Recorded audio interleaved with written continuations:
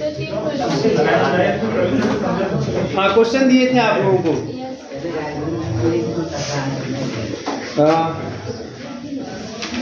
अच्छा 2 नहीं 3 दिए थे गधा का पेड़।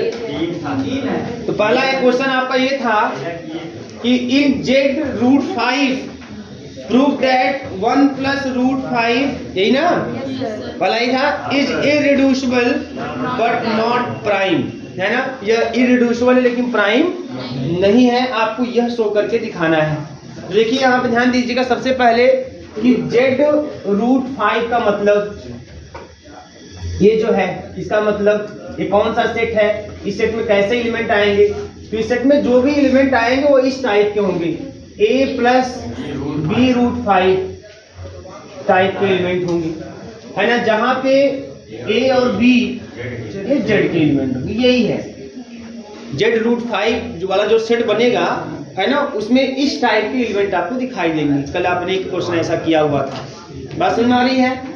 अब इसमें हमको क्या दिखाना है कि इस सेट में जो 1 प्लस रूट 5 वाला एलिमेंट है वह इररिड्यूसिबल एलिमेंट है ना, इररिड्यूसिबल एलिमेंट है ना, इज इररिड्यूसिबल एलिमेंट लेकिन प्राइम नहीं, ठीक है ना। तो अच्छा 1 प्लस रूट 5 इसमें आया कि नहीं आएगा, कंफर्म आएगा भाई। इसमें a plus b root 5 type के जितने एलिमेंट है सब आएंगे, बस a और b इंटीजर होना चाहिए। तो 1 प्लस रूट 5 का मतलब a is equal to 1, b is equal to 1 और दोनों भाई इंटीजर हैं, तो कंफर्म है 1 प्लस रूट 5 इसमें आएगा। तो पहली बात तो ये कंफर्म हो गई 1 प्लस रूट 5 जिस एलिमेंट के बारे में हम चर्चा करने जा रहे हैं वो एलिमेंट जेड रूट 5 का होना चाहिए, वो है, इसमें कोई डाउट नहीं किसी को। अब हमको इस एलिमेंट को इररिड्यूसिबल दिखाना है, इररिड्यूसिबल दिखाना है। तो ऐसी स्थिति में क्या करेंगे हम लोग, है ना, यहाँ पे we have to show that, firstly we have to show that, आपको पहले आपको यह शो करना है 1 plus root 5 is an irreducible element. अब बेटा जो इररिड्यूसिबल एलिमेंट होता है तो उसकी खासियत यह होती है कि उसमें तीन आपको प्रॉपर्टी चेक करनी होती है। पहली प्रॉपर्टी कि वह नॉट इक्वल 0 होना चाहिए, दूसरी कि वह यूनिट नहीं होना चाहिए, है ना, और तीसरी प्रॉपर्टी कि अगर कोई एलिमेंट p जिसको आप इररिड्यूसिबल बोलने जा रहे हो, अगर p बराबर ab है तो या तो a यूनिट होना चाहिए या तो b यूनिट होना चाहिए। ये 3 चीजें हमको दिखानी है। तो सबसे पहली बात है ना, it is clear that, no doubt, यहाँ कोई डाउट नहीं है आपको, है ना, कि 1 प्लस रूट 5 जो है वह नॉट इक्वल 0 है कि नहीं, ये कंफर्म नॉट इक्वल 0 है। इस सेट का 0 एलिमेंट कौन होगा, 0 प्लस 0 रूट 5 वो इसका 0 एलिमेंट होगा, तो कोई इसमें समस्या ही नहीं है, नॉट इक्वल 0 हो गया। और आपको मैंने अभी कल आप लोगों को यूनिट निकलवाया हुआ था, यूनिट निकलवाया उसने कल आप लोगों को, उसमें क्या था, रूट में माइनस का 5 था, तो उसका जब यूनिट आप निकाले तो कितना आया था, प्लस माइनस 1 आया था। आप इसका भी यूनिट निकालोगे तो प्लस माइनस 1 ही आएगा, बात समझ में आ रही है ना। आप इसका भी यूनिट निकालोगे कल की तरह तो प्लस माइनस 1 ही आएगा। तो यहाँ पे आप चाहे निकालो और चाहे डायरेक्ट आप लिख दो, है ना। जितने याद रखिएगा इस टाइप का जो भी होगा, यहाँ पे जो भी रूट में करके जो भी 5 माइनस 5 कुछ भी आ जाए, है ना, याद रखिएगा उसमें यूनिट के रूप में क्या 2 ही एलिमेंट दिखाई देंगे, 1 और -1, है ना। ऐसा मैं एक तरीका और बताऊंगा आपको यहाँ पे। तो ये वी नो दैट, आप ये भी जानते हो, we know that 1 and -1 are the only unit of Z root 5। इसके खाली 2 ही यूनिट होते हैं इस सेट में, 1 और -1, कल आपने देखा भी था, इसमें 2 ही यूनिट होते हैं इस सेट में, 1 और -1। तो जब 2 ही होते हैं तो कंफर्म 10, तब ये भी कंफर्म हो गया कि भाई 1 plus root 5 is not unit. जब द्वितीय होता है तो ये कहां से होगा, इज नॉट यूनिट। अच्छा, अब किसी को मान लो यूनिट आपको देखने का मन नहीं, हम देखना चाहते हैं कि वास्तव में है यूनिट है कि नहीं है। मान लीजिए आपको पता ना हो कि 1 और -1 क्या मतलब होता है, कौन नहीं होता है। यहाँ पर हम लोग याद थे, हम लोग किए थे, हम लोग पता है कि नहीं इस वाले सेट में 1 और -1 ही यूनिट का काम करेगा। लेकिन अगर हमें पता ही ना हो कि इस सेट में कौन यूनिट है, तब हमको उस पर्टिकुलर एलिमेंट को चेक करना पड़ेगा कि वो यूनिट है कि नहीं है ना। तो अगर अब एक दूसरा तरीका मैं यहाँ पे लिख देता हूँ, अब ऐसे इधर बगल में कर देता हूँ, या तो ऐसे लिख लीजिएगा आप लोग, या तो फिर ऐसे आप यूनिट वाले दिखा लीजिए। कैसे, लेट कर लीजिएगा, ठीक है, लेट मान लेते हैं कि 1 प्लस रूट 5 यूनिट है, यूनिट होगा या नहीं होगा? तो मान लेते यूनिट है, इस यूनिट एलिमेंट। तो अगर बेटा ये यूनिट एलिमेंट है तो ये कंफर्म है कि इसी सेट में कोई एक एलिमेंट ऐसा होगा जिसके साथ इसको मल्टीप्लाई करेंगे तो 1 देगा, यही होगा, 1 देगा। क्लियर है ना? तो भाई अब इसमें कोई एलिमेंट लोगे तो इसी रूप का ना होगा, हमें पता नहीं लेकिन इसी रूप का होगा। अब चलिए पता करते हैं कि ऐसा एलिमेंट कौन है। आइए देखते हैं क्या ऐसा एलिमेंट मिल रहा है। ऐसा एलिमेंट इसमें मिल गया तो काम बन जाएगा। क्लियर है ना? अब हम क्या करते हैं कि इसको अगर हम भेज दें उधर, इसको उधर भेज दें, या हम चाहें तो गुणा कर लें, गुणा भी कर सकते हैं, जैसे मर्जी। आप उधर भेज के भी काम अपने निकाल सकते हो, गुणा करके। चलो गुणा करके भी दिखा देते हैं आपको। गुणा करेंगे तो 1 का a में करेंगे तो a मिलेगा, है ना? तो आपको a मिल गया। फिर 1 का इसमें करोगे तो प्लस b√5 भी मिलेगा, और इसका करोगे इसमें तो प्लस a√5 मिलेगा, और फिर इसका इसमें करोगे तो 5b मिल जाएगा। i = 1 मिल गया। तो a जो a + 5b है इसको एक साथ कर लोगे आप, और जो है ना √5 है कॉमन ले लेंगे, तो क्या मिल जाएगा आपको? a + b या b + a, ये मिल जाएगा। = क्या मिल गया? 1। इसको 1 + 0√5 लिख सकते हैं, है ना? अब ऐसे में अगर हम कंपेयर करें, then you get a + 5b = 1 and a + b = 0। ऐसा हो जाएगा। क्लियर है ना? अगर a + b = 0 है, which implies b = -a। Sir कहाँ से प्रेजेंट कर रहे हैं आप? इसी से a + 5b उधर a + b है। कहाँ? सही है ना? मैं ऐसा एक्चुअली जो देखो यहाँ पे इस वाले चीज से कर रहा हूँ, इसका इसके साथ, है ना? देखो एक्चुअली ए क्या है, जो a वाला पार्ट है ना वो रेशनल पार्ट है, और जो b√5 वाला पार्ट है वो इरेशनल पार्ट है। बात समझ में आ रही है ना? इस तरीके से आप कंपेयर है ना कर सकते हैं, ठीक है ना? लेकिन ये विशेष केस में होगा, ऑलवेज ये सब चीज होल्ड नहीं करता है। अब एक दूसरा तरीका के पास है, डिवाइड भी कर दोगे आप, ठीक है ना? इस तरीके से b = -a दिखाई देगा। जब यहाँ रखोगे आप -a b के जगह पे, तो a और -a रख दो, तो माइनस का 5a = 1 हो गया, तो माइनस का 4a = 1 हो गया, तो a = -1/4 हो जाएगा। आप जानते हैं कि a -1/4 हो ही नहीं सकता। क्यों? क्योंकि a और b कहाँ के एलिमेंट है? z के एलिमेंट। इसका मतलब कि ऐसा कोई a + b√5 एग्जिस्ट नहीं करेगा। ध्यान देखिएगा यहाँ पे मेरी बात, ऐसा कोई a + b√5 एग्जिस्ट ही नहीं करेगा जिसका 1 + √5 में मल्टीप्लाई करने को 1 है। क्योंकि अगर ऐसा कोई होगा तो वो a और b ऐसा टाइप का होना चाहिए, ठीक है ना? अच्छा, एक चीज दूसरा तरीका आपके पास ये भी है कि आप इसको इधर भेज दोगे तो फिर क्या हो जाएगा उसको भी देख लीजिए। अगर भेज दोगे तो क्या हो जाएगा, होने वाला है यहाँ से a + b√5 इधर रहने दीजिए, इसको भेज देते हैं तो 1/1 + √5 रैशनलाइज कर देते हैं इसको, मतलब 1 - √5 से ऊपर नीचे गुणा कर लेते हैं, तो 1 - √5 से ऊपर नीचे गुणा कर लिया। बात समझ में आ रही है? तो यहाँ से क्या मिल जाएगा? 1 - √5, और ये क्या मिल जाएगा, है ना? 1 का स्क्वायर 1 और माइनस का 5, बोलो तो क्या मिल जाएगा यहाँ पे? माइनस का 1 - √5 अपान -4, वही मिल गया। माइनस का 1/4 और प्लस का 1/4 और √5।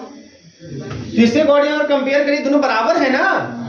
दोनों बराबर तब होगा जब a = -1/4, जो यहाँ से आया हुआ है देख रहे हैं आप, और b = 1/4। अब हम जानते हैं कि जो a = -1/4 है, b = 1/4 है, ये सब z के एलिमेंट नहीं है।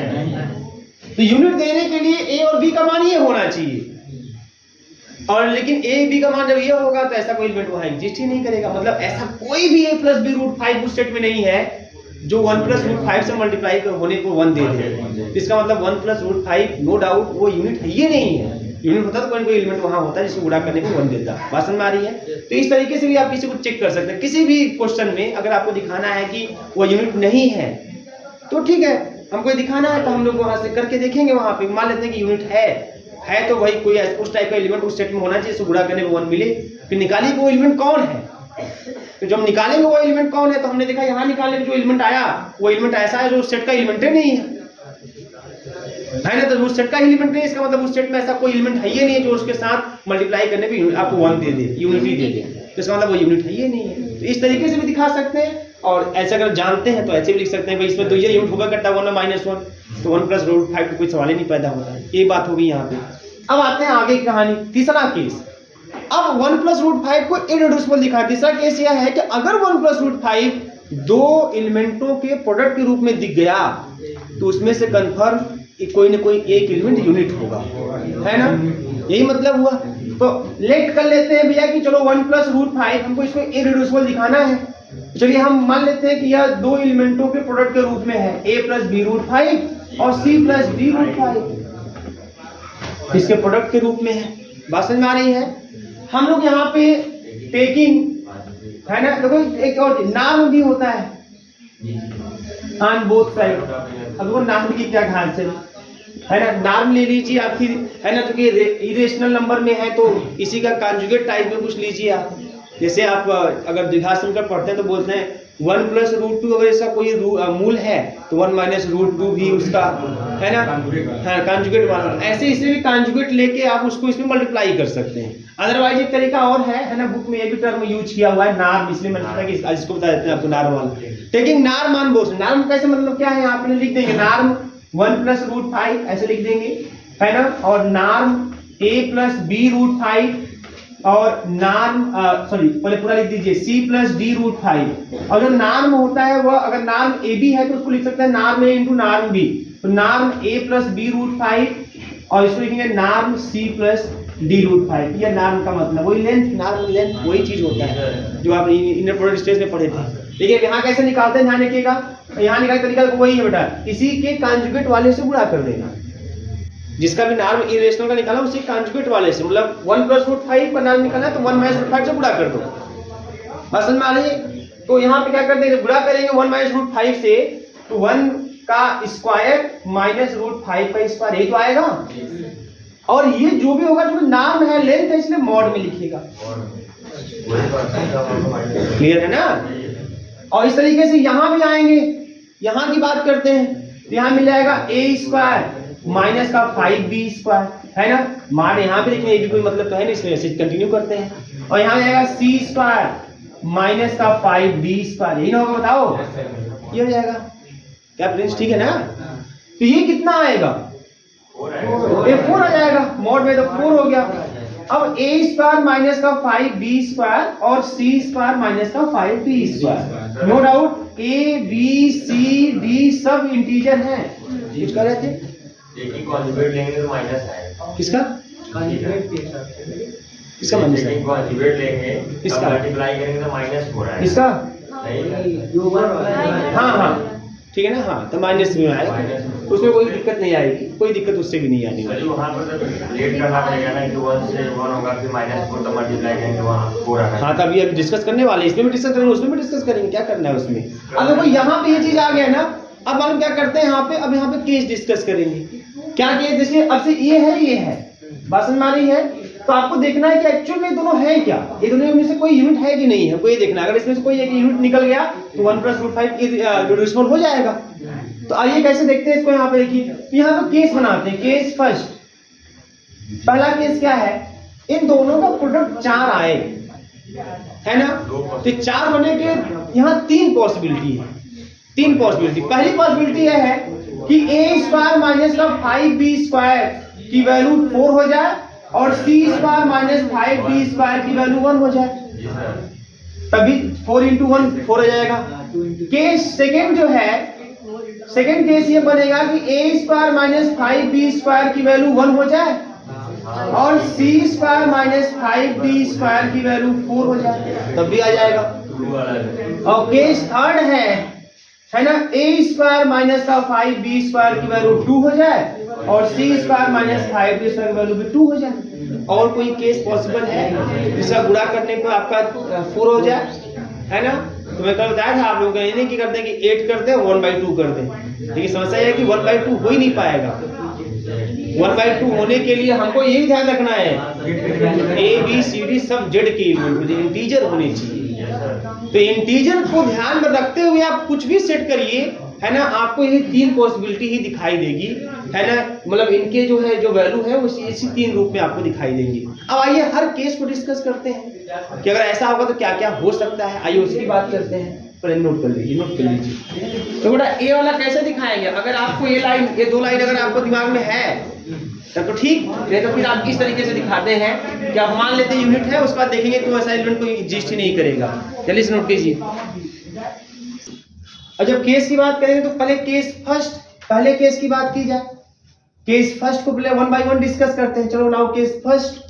तो केस फर्स्ट के अकॉर्डिंग है ना क्या, a स्क्वायर माइनस का 5b square is equal to 4 और c स्क्वायर माइनस का 5b square is equal to 1, है ना।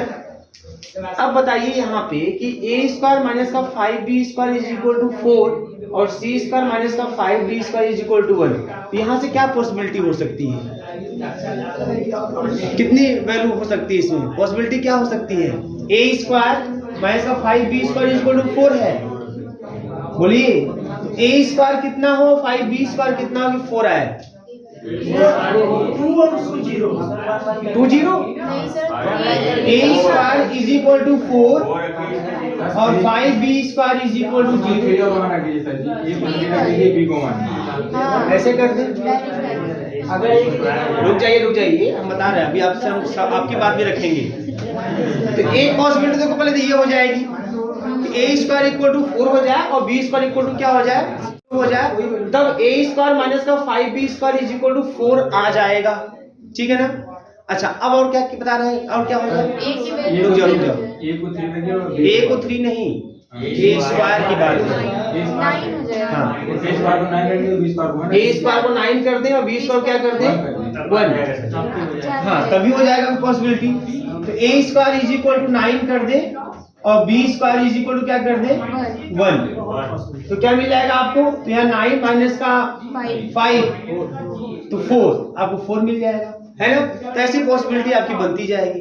तो इस केस में क्या होगा, जब ऐसे बनाएंगे आप, ऐसे जो भी है ना आप केस कंटिन्यू करेंगे, तो मान लीजिए आप 1 बाय 1 करते हैं, मान लीजिए ए वाला केस मान लीजिए है, तो इस केस में a की वैल्यू क्या हो जाएगी +-2 और b की वैल्यू क्या हो जाएगी 0 हो जाएगी, नहीं हो जाएगी। इस तरीके से अगर आप 9 और वाला केस मानते हैं तो a की वैल्यू क्या हो जाएगी +-3 हो जाएगी, +-3 हो जाएगी और b की वैल्यू फिर क्या हो जाएगी +-1 हो जाएगी, ऐसे कंटिन्यू होगी। ऐसे और भी सेट कर सकते हैं, ऐसे हो जाएंगे। अब यहाँ पे इस वाले केस में भी यहाँ की भी कहानी वही चलेगी कि क्या चलने वाला बताइए, यहाँ पे c स्क्वायर माइनस का 5b square is equal to 1 है ना, तो c स्क्वायर 1 हो जाए और d स्क्वायर 0 हो जाए, या c और कोई पॉसिबिलिटी दिख नहीं रही है कि और कोई दिखेगी, और कोई दिख सकता है, लगाइए दिमाग, और कोई दिख सकता है, बोलिएगा हो जाएगा कोई,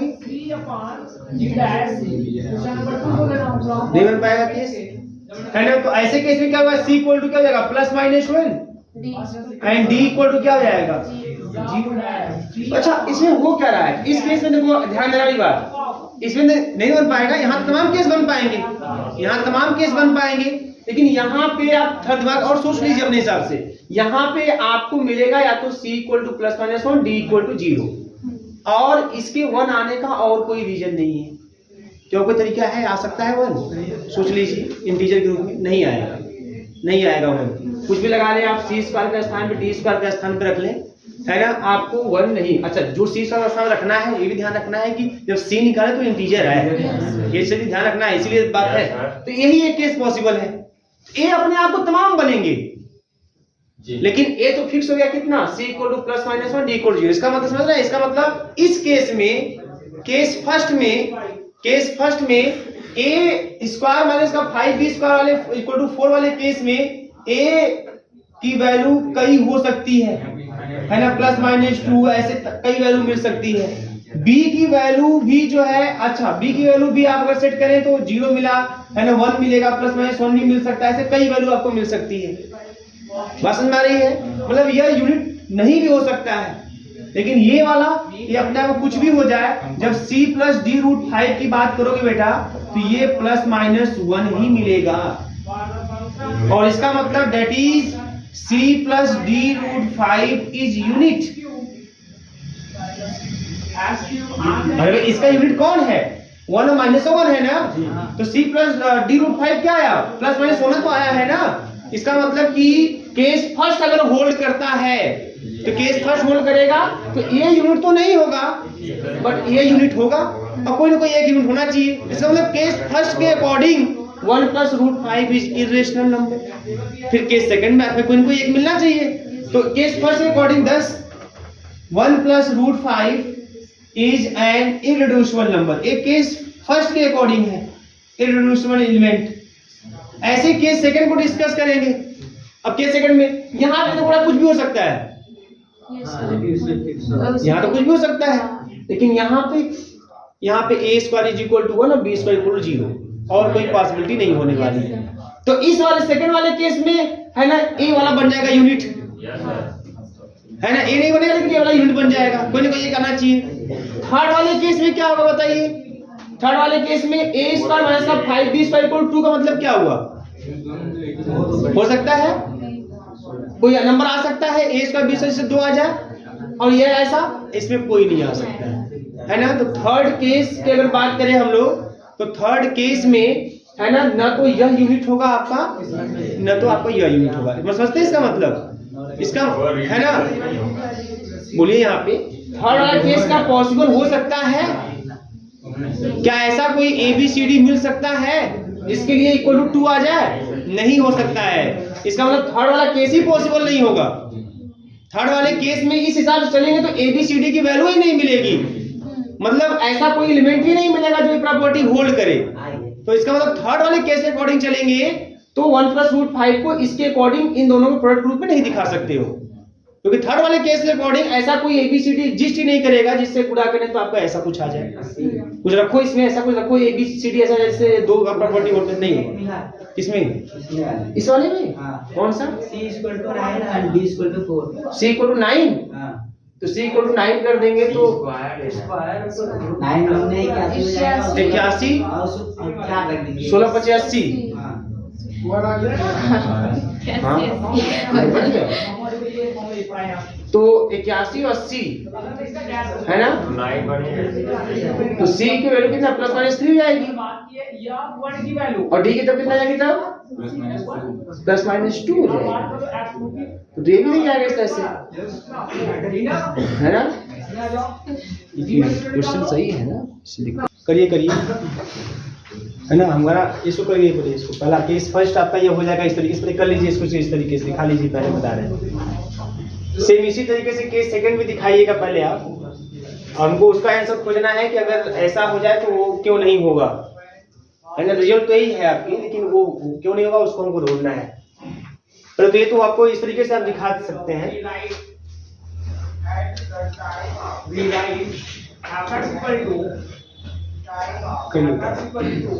e के power x and here equal to e के पावर माइनस x। ठीक है, हो गया।